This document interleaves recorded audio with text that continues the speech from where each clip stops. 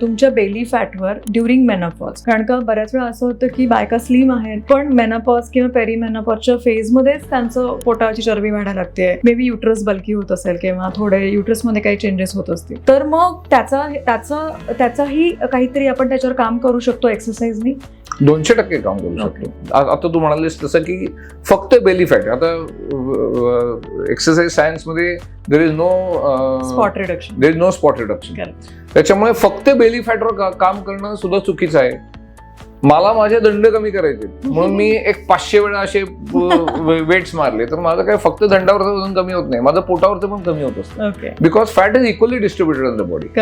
त्याच्यामुळे व्यायाम जो ओव्हरऑल व्यायाम करतो त्याच्यामध्ये बेली फॅट कमी होण्याचं प्रमाण असतंच. कारण तुम्ही जेवढं तुमचं आउटपुट चांगलं आहे, जेवढं तुम्ही चांगल्या प्रकारे आउटपुट देताय व्यायामावर आणि त्याच्याबरोबर बॅलन्स डाएट, तुमचं बेली फॅट 200% कमी होऊ शकतं. पण ज्यांना बेली फॅट फक्त, आता अनेक लोक माझ्याकडे येतात, अरे माझं पोट सुटलंय, मला पोट कमी करायचंय, मग मी आता 500 ऍप्स करू का, मग 300 ऍप्स करू का. तर हा एक लोकांचे गैरसमज आहे की मी पोटात व्यायाम केले म्हणजे माझं पोट कमी होणार. त्याचा काही संबंध नाही.